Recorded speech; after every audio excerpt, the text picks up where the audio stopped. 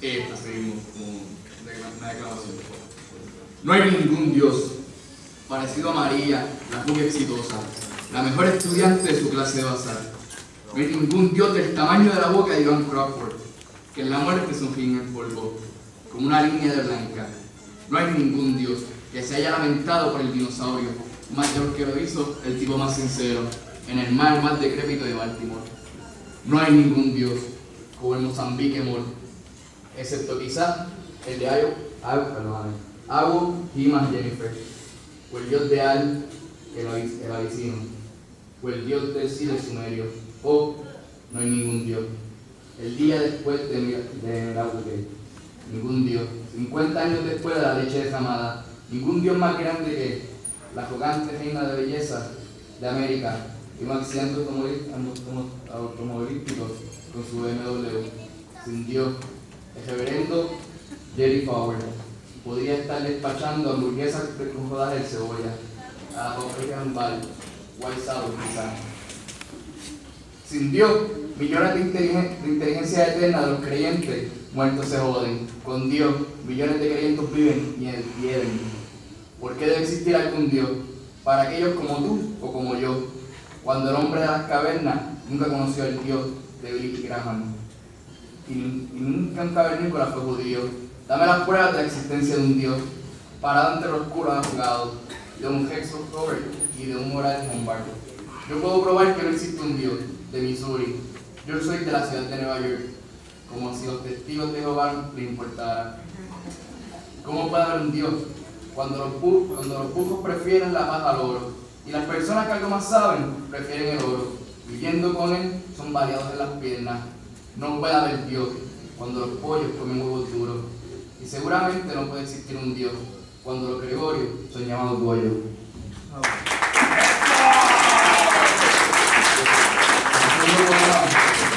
Se llama Poeta hablando consigo mismo frente al espejo. Sí, soy yo.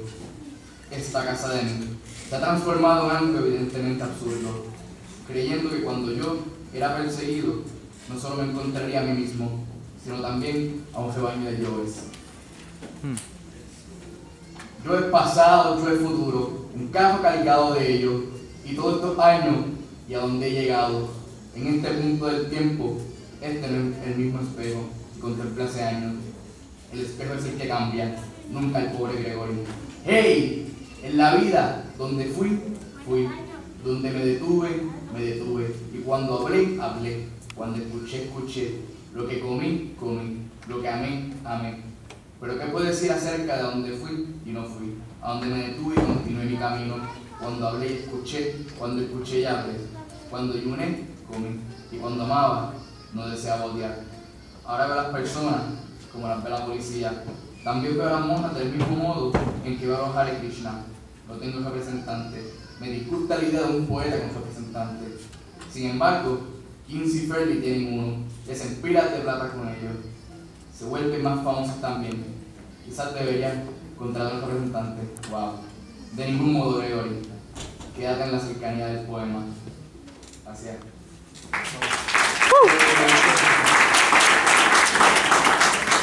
El profesor era el más joven del Círculo de los Beat. Él nació en el 27 de marzo de 1930. Él era poeta americano con los padres descendientes italianos. Y la madre lo abandona cuando pequeño, nunca supo la razón hasta 67 años después, cuando estaba viejo ya. Que se reencuentra con la mamá y descubre que fue que el esposo, el papá de Corso, abusó de ella y le dio una pela.